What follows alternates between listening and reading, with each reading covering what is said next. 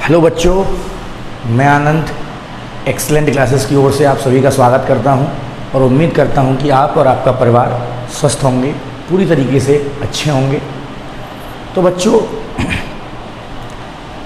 पिछली क्लासेस में हम लोगों ने बेटा chemical equation of and reaction, chemical reaction and equation class 10th chapter number 1 chemistry हम लोगों ने डिस्कस कर लिया था और हम लोग जहाँ तक अंतिम पड़ाव पर हम लोग पहुँच चुके थे।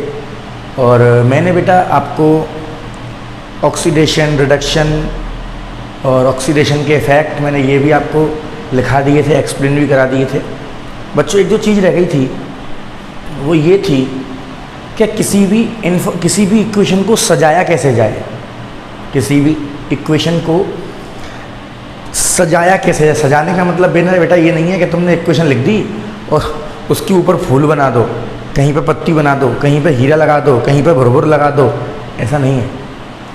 यानी कि किसी भी इक्वेशन को सजाना कैसे है। सजाने का मतलब है कि अब हमें सजाना क्यों पड़ा किसी भी इक्वेशन को। अब सजाने की अगर हम बात करें तो बच्चों, मैं इसके लिए एक बेहतर एग्जांपल आपको देता हूँ। आप लोगों ने देखा होगा, हम लोग शादी में जाते हैं, कहीं भी ब्याह में जाते हैं, शादी में जाते हैं, फंक्शन में जाते हैं, तो बेटा आप लोगों ने देखा होगा कि हम लोग खूब सज धज के जाते हैं, बढ़िया कोट, बढ़िया पैंट, बढ़िया टाई और ज़्यादा अच्छी पर्सनालिटी लगे। यानी कि कोई कुछ करता है, कोई अच्छे से इस तरीके से हेयर स्टाइल करता है, कोई बगल में से पूरा बाल साफ और केवल बीच बीच में बाल रह जाता है, ठीक है ना। किसी का तो एक तरफ से इतना लंबा, किसी का बिल्कुल साफ है घर से। तो वो क्या होता है बेटा, वो हम लोग अपनी अपनी पर्सनैलिटी दिखाने के लिए कि देखिए हम कितना अच्छे से रह सकते हैं, हम कितने सजे सवरे हुए हैं, हम कितना अच्छा रहते हैं और हमारे बारे में कई सारी बातें लोगों को पता चले, जिससे कि वो हमारे बारे में अलग अलग जो चीज़ें हैं वो अपनी सोच बना सकें। यानी कि हम लोग अलग अलग चीज़ें, सब लोग अपनी अपनी अलग अलग पहचान रखते हैं। उसकी हेयर स्टाइल ऐसी, उसके बारे में सब लोग ये कहते हैं, उसका व्यवहार कैसा है या फिर उसकी पहचान कैसे है।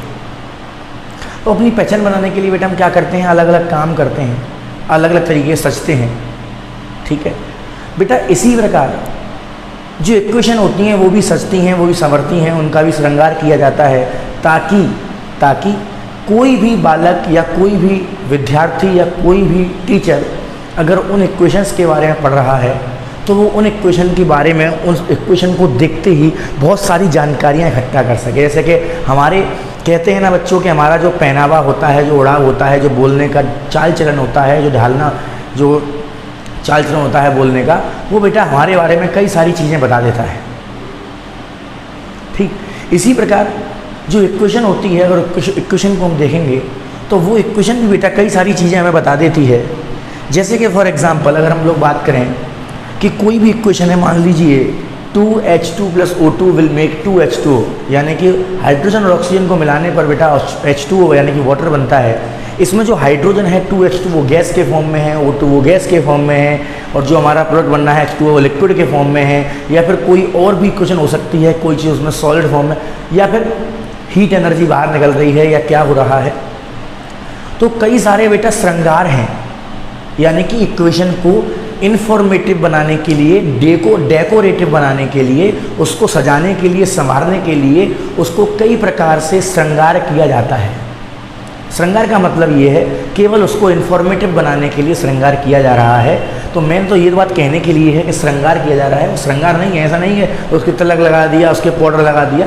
बेटा तिलक, ऐसे हम लोग तिलक और पाउडर लगाते हैं, ऐसे ही इक्वेशन भी अपने ऊपर कुछ ना कुछ धारण करती है, जिससे कि उसके बारे में अच्छी अच्छी चीज़ें किसी दूसरे को पता चल सके।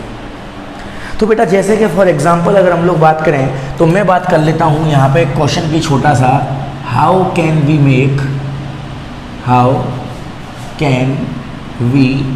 मेक a chemical equation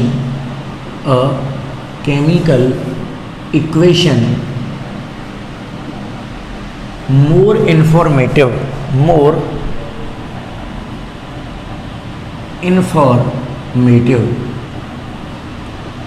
यानी कि किस प्रकार से हम लोग किसी भी इक्वेशन को ज़्यादा जानकारी धारण करने वाली बना सकते हैं, मोर इन्फॉर्मेटिव बना सकते हैं।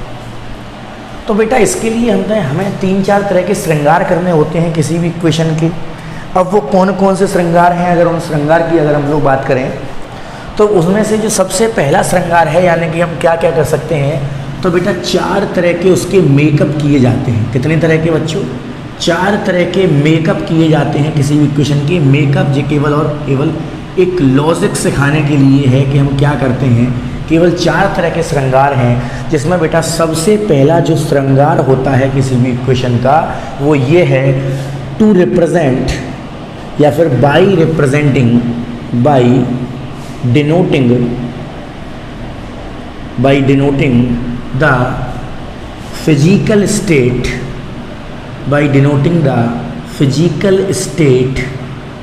of all compounds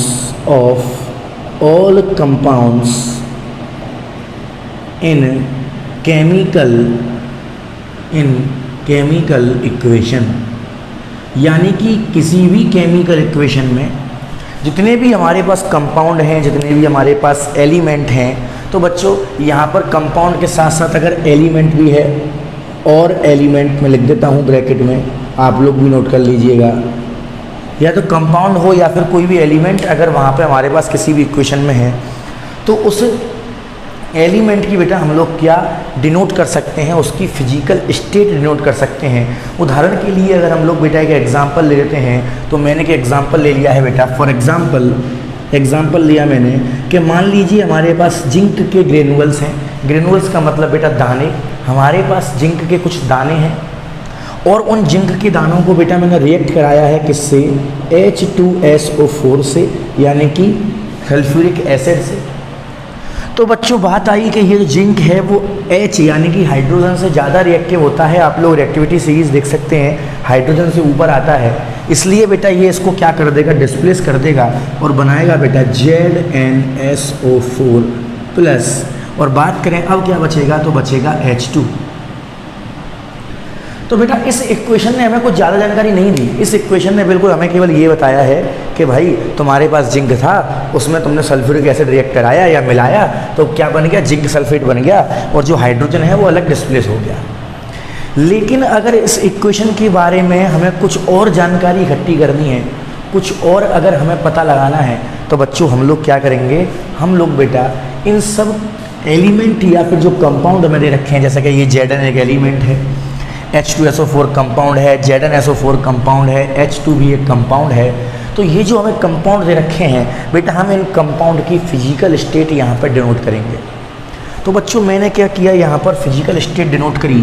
तो बेटा Zn किस फॉर्म में होता है? तो बेटा ये होता है। अच्छा एक बात और, फिजिकल स्टेट कैसे डिनोट करते हैं कि बेटा अगर मान लो, यहाँ पर मैं बता देता हूँ, आप लोग लिख लीजिएगा। अगर मान लो कोई भी कंपाउंड सॉलिड है बेटा, तो सॉलिड के लिए हम लोग सिंबल लिखते हैं S। अगर कोई भी बेटा कंपाउंड लिक्विड है यानी कि वाटर है, तो बेटा वाटर को हम लोग या लिक्विड को हम लोग लिखते हैं L।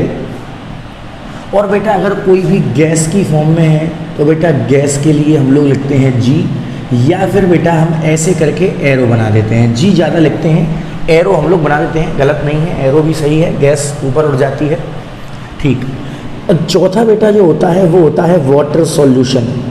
किसी भी कंपाउंड का वाटर के साथ सॉल्यूशन, कौन सा सॉल्यूशन होता है? Aqueous solution. कौन सा बेटा? एक्वस, AQUEOUS, और एक्वस सॉल्यूशन। अब बेटा ये एक्वस सॉल्यूशन हम लोग किस प्रकार से रिप्रेजेंट करते हैं? तो इसके लिए बेटा हम लोग केवल सिंपल लिख देते हैं AQ। तो अगर कोई भी कंपाउंड सॉलिड फॉर्म में है तो S लिख देंगे, लिक्विड फॉर्म में है तो L लिख देंगे, G गैस है तो G लिख देंगे, एक्वस सॉल्यूशन है, वाटर सॉल्यूशन है, तो बेटा क्या लिख देंगे? हम लोग AQ लिख देंगे। ठीक बच्चों? अच्छा अब बात आई कि जैसे कि फॉर एग्जांपल था Zn, जिंक किस फॉर्म में होता है बेटा? सॉलिड फॉर्म में होता है, तो Zn के आगे हम लिख, तो बच्चों Zn के आगे हमने लिख देंगे S प्लस H2SO4 बेटा वाटर सॉल्यूशन है, एक्वस सॉल्यूशन है, इसलिए बेटा इसके आगे लिख देंगे H2SO4 AQ, क्योंकि बेटा ये एक्वस सॉल्यूशन है इसलिए हमने इसके आगे ये लिख दिया। अब बात आई बेटा कि ZnSO4 है, ये भी एक्वस सॉल्यूशन है, तो बेटा ZnSO4 इसके आगे भी हम लोग AQ लिख देंगे प्लस H2, बेटा ये गैस है तो इसके आगे G लिख देंगे। तो बेटा देखो इन्फॉर्मेशन तो मिली हमें, कम मिली लेकिन मिली। हमें क्या मिली कि बेटा जो Zn है वो सॉलिड है, H2SO4 एक्वस सॉल्यूशन है, वाटर के साथ सॉल्यूशन बनाता है। ऐसे ही ZnSO4 भी एक्वस सॉल्यूशन है और H2 क्या है, H2 भी एक क्या है, गैस है। तो ये हमें मिल गई। अगला एक एग्जाम्पल बेटा हम लिख सकते हैं, जैसे कि फॉर हमारे पास मान लीजिए हमारे पास है CaOH का होल ट्वाइस, यानी कि ये क्या है बेटा, ये है कैल्शियम हाइड्रोक्साइड, जिसका एक नाम होता है बेटा स्लेक्ड लाइम या फिर लाइम वाटर। ठीक बच्चों, हमने बेटा इसकी रिएक्शन कराई किसके साथ, हमने बेटा इसकी रिएक्शन करा दी CO2 के साथ। किसके साथ, कार्बन डाइऑक्साइड के साथ। और कार्बन डाइऑक्साइड के साथ मिलकर के ये क्या बनाता है, एक तो ये बनाता है CaCO3, यानी कि लाइमस्टोन ये वाइट कलर का होता है, क्या बनेगा CaCO3 यानी कि कैल्शियम कार्बोनेट, और बेटा दूसरी चीज़ बनेगी H2O यानी कि वाटर।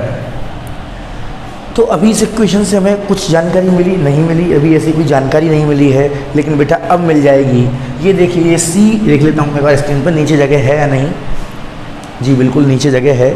तो बच्चों CaOH का होल ट्वाइस की अगर हम लोग बात करें तो बेटा ये एक्वस सॉल्यूशन है, इसलिए इसके आगे लिख दिया जाएगा AQ एक्वस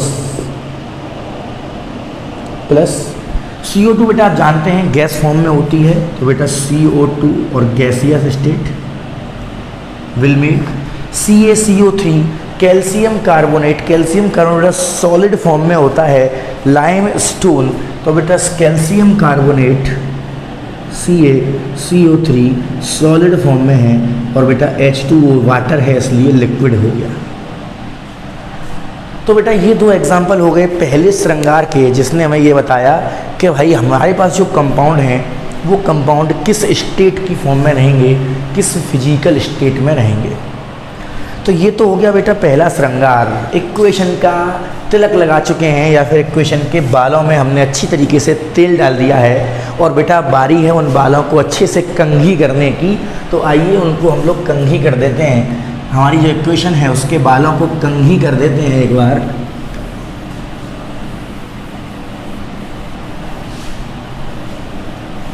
ठीक है बच्चों, तो एक मेकअप यानी कि बालों में तेल ढल चुका है, और दूसरी अगर हम लोग बात करें बेटा, दूसरा है हीट एनर्जी को डिनोट करना। किसको बेटा, हीट एनर्जी को डिनोट करना। यहाँ पे सेकंड हम लोग लिखेंगे बाई रिप्रेजेंटिंग हीट एनर्जी या फिर हीट चेंजेस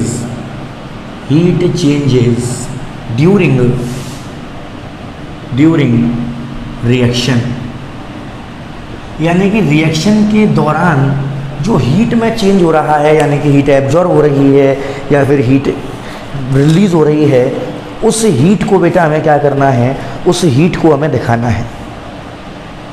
ठीक, अब बात आई बेटा कि अब हीट के हमें पता है हीट के बेसिस पे दो तरीके की होती हैं इक्वेशन, एक होती है बेटा हमारे पास एक्जोथर्मिक और एक होती है बेटा हमारे पास एंडोथर्मिक रिएक्शन। अगर मान लो रिएक्शन एक्जोथर्मिक है ए, if exothermic reaction,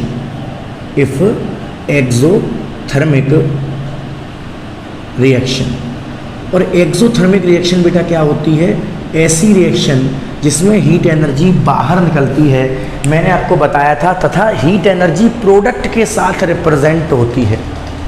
exothermic reactions में हीट एनर्जी हमेशा प्रोडक्ट के साथ रिप्रेजेंट की जाती है, तो बेटा हम लोग इसको प्रोडक्ट के साथ ही रिप्रेजेंट करेंगे। और इसका सबसे पहला बेटा जो एग्जांपल है वो है बेटा C+O2, यानी कि carbon plus O2 will make, क्या बनाएगा बेटा, ये बनाएगा CO2 प्लस हीट एनर्जी। अब बेटा C यानी कि कार्बन, कार्बन किस फॉर्म में है बेटा, कार्बन होता है सॉलिड फॉर्म में, O2 होता है बेटा गैस फॉर्म में, और बेटा CO2 भी किस फॉर्म में है, गैस फॉर्म में। और रही बात हीट एनर्जी की, तो बेटा चूंकि ये एक्सोथर्मिक रिएक्शन है इसलिए बेटा हीट एनर्जी हमने किधर की तरफ दिखाई है, प्रोडक्ट की तरफ। तो ये क्या बताती है, एक तो पहला श्रृंगार तेल डाल दिया गया है बालों में, फिजिकल स्टेट लिख दी गई है।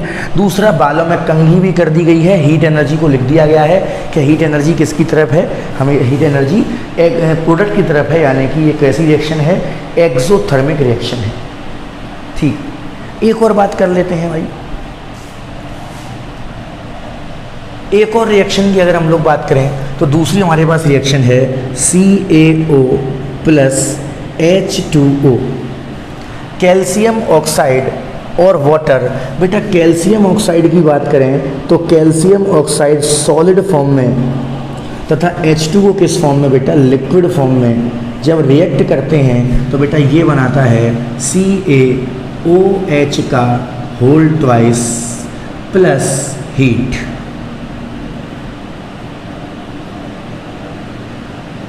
और बेटा CaOH का होल ट्वाइस ये किस फॉर्म में है, तो बेटा ये है एक्वस फॉर्म में। तो ये बेटा इसका दूसरा एग्जाम्पल कि अगर रिएक्शन एक्सोथर्मिक है तो बेटा इस तरीके से हमारे पास हीट एनर्जी प्रोडक्ट के साथ लिखी जाएगी। और बेटा अगर रिएक्शन एंडोथर्मिक है तो किस प्रकार से लिखेंगे, तो बेटा अब हम लोग एक तरफ से हमने बाल काट दिए हैं, एक तरफ से हमने बालों को कंघी कर दी है, दूसरी तरफ के बाल रह गए हैं उनको भी हम लोग कंघी कर देते हैं। दूसरी तरफ का मतलब है बेटा B, यानी कि इफ एंडोथर्मिक रिएक्शन, अगर रिएक्शन कैसी हो बच्चा, अगर रिएक्शन हो एंडोथर्मिक रिएक्शन, यानी कि कहने का मतलब है एक बेटा ऐसी रिएक्शन जिसमें हीट एनर्जी जो है एब्जॉर्ब की जाती है और एब्जॉर्ब करने के साथ साथ क्या होता है, जो हीट एनर्जी एब्जॉर्ब की जाती है और हीट एनर्जी एब्जॉर्ब कर करके उसको किधर की तरफ हम लोग रिप्रेजेंट करते हैं, उसको हम बेटा रिप्रेजेंट करते हैं रिएक्टेंट्स की तरफ। इसको हम लोग बोलते हैं एंडोथर्मिक रिएक्शन, मैंने आपको बता दिया था। अब बात आई कि एंडोथर्मिक रिएक्शन के एग्जाम्पल, तो बेटा आपने देखा होगा डिकम्पोजिशन रिएक्शन। डिकम्पोजिशन रिएक्शन में रिएक्टेंट को एनर्जी दी जाती है, इसलिए जो डिकम्पोजिशन रिएक्शन है वो बेटा एंडोथर्मिक होती है। इसका पहला एग्जाम्पल बेटा, इसका पहला एग्जाम्पल है CaCO3। इसको अगर हम लोग हीट देंगे तो बेटा हमने क्या किया, हमने इसको दी हीट। सबसे पहले तो किस फॉर्म में है बेटा, सॉलिड फॉर्म में है। हमने इसको हीट प्रोवाइड करी तो बेटा ये क्या बन जाता है, ये बन जाता है CaO यानी कि सॉलिड फॉर्म में प्लस CO2 यानी कि बेटा गैस फॉर्म में। तो इसने हमें क्या बताया कि बेटा हीट एनर्जी हमने किसको दी है, इसने हमें बताया कि हीट एनर्जी हमने रिएक्टेंट्स को दी है बेटा, किसको दी है, रिएक्टेंट्स को। इसका भाई साहब एक और एग्जांपल आप लोग बात कर सकते हैं, कोई भी एक और एग्जांपल। देखो अगर हम लोग इसके एग्जांपल की बात करें बेटा, तो ये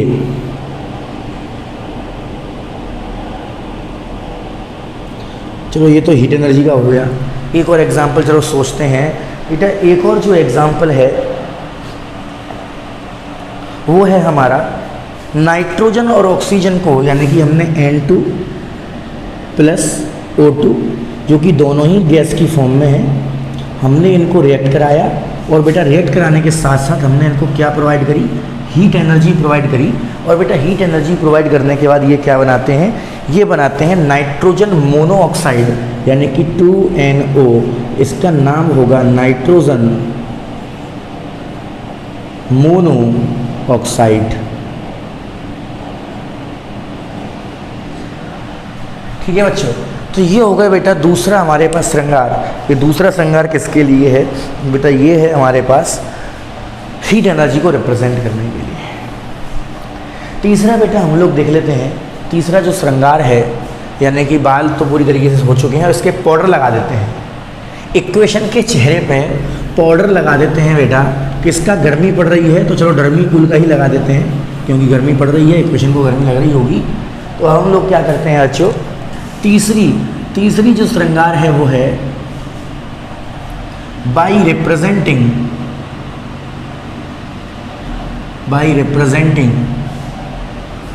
द presence of catalyst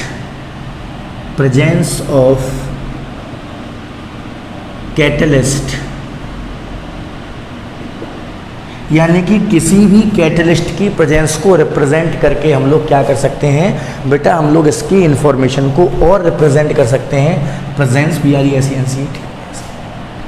ठीक है बच्चों। अब बेटा सबसे पहला सवाल तो ये उठता है हर किसी के मन में कि ये कैटलिस्ट क्या होता है। ठीक है बच्चों। तो कैटलिस्ट की बात करें, दोज कंपाउंड यानी कि ऐसे कंपाउंड which can change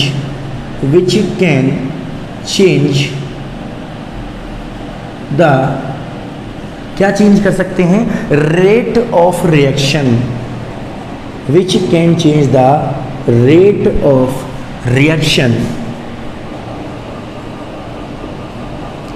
यानी कि रेट ऑफ रिएक्शन का मतलब है कैन चेंज द टाइम और can change the time required for reaction to be held। किसी भी रिएक्शन को होने के लिए जो टाइम होता है उसकी रिक्वायर्ड टाइम को कम करने के लिए कुछ कंपाउंड इस्तेमाल किए जाते हैं जिनका हम नया नाम देते हैं बेटा कैटलिस्ट कहते हैं, कॉल्ड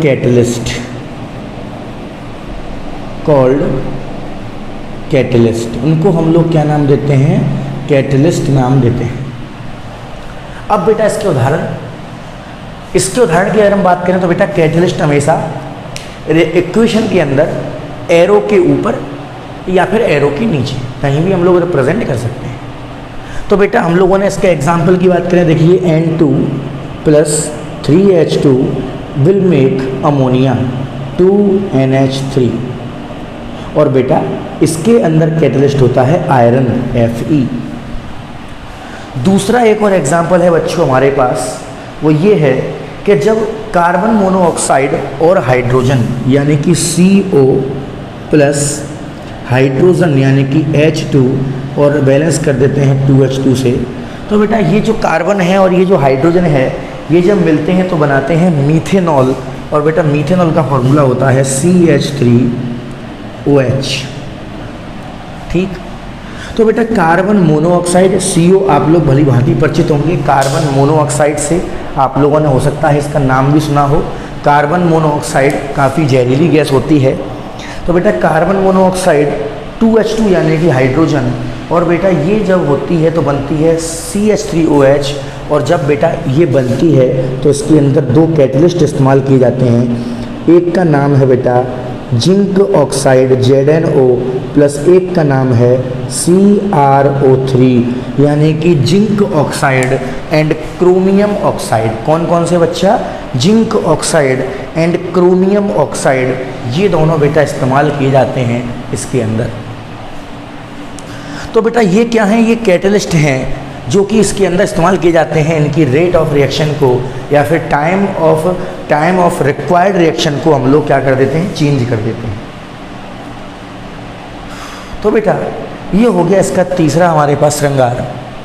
और बेटा अगर चौथे श्रृंगार की बात करें, चौथा और अंतिम श्रृंगार है बच्चों, वो आप लोग लिखिएगा। ये हमने पाउडर लगा दिया है और बेटा अब बारी है किसकी, अच्छे से कपड़े पहनाने की। गर्मी ना लगनी चाहिए, ठंडे कपड़े पहनाने हैं ना, गर्मी लगनी चाहिए इक्वेशन को। तो बेटा अब चौथा जो है वो है हमें टेम्परेचर, गर्मी, यानी कि by representing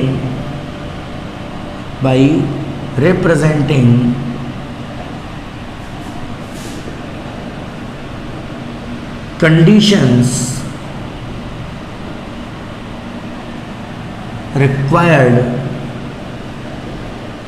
required for reaction।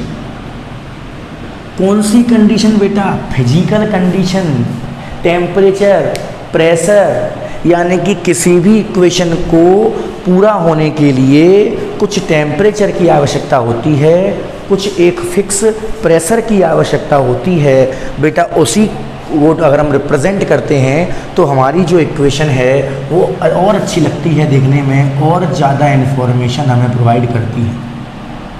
ठीक। अब बच्चों बात आई कि जैसे कि अगर एग्जाम्पल की बात करें, हमने भी थोड़ी देर पहले एक एग्जाम्पल पढ़ा था बच्चों, उस एग्जाम्पल का नाम था कि तुम्हारा जो CO यानी कि कार्बन मोनोऑक्साइड और हाइड्रोजन, यानी कि carbon monoxide CO plus hydrogen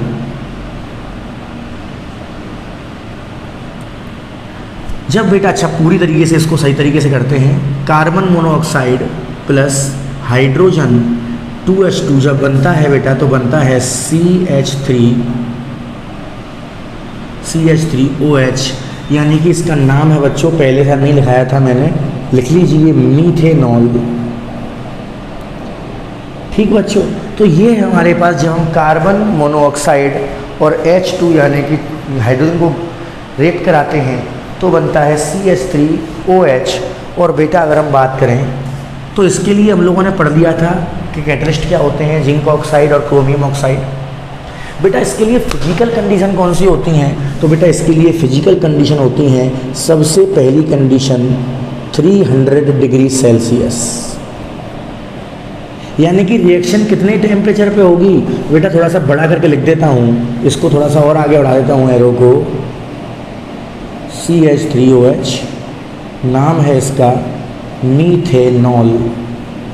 तो बेटा इसकी जो टेम्परेचर होती है, जो रिक्वायरमेंट होती है बच्चों, इसकी होती है 300 डिग्री सेल्सियस, 300 डिग्री सेल्सियस पे ये इक्वेशन होती है।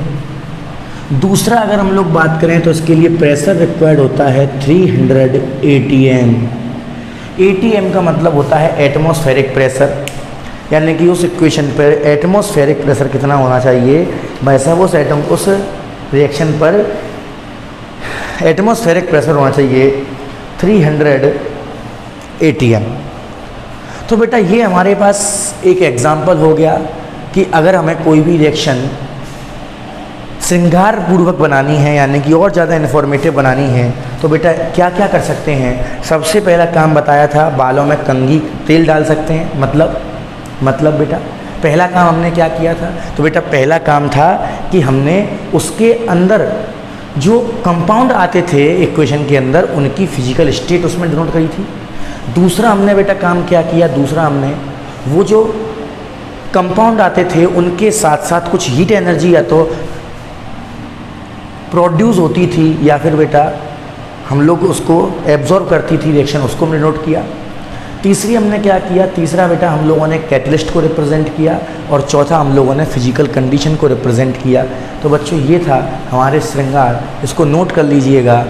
हमारे पास बिल्कुल लास्ट हो गया है इस चैप्टर का।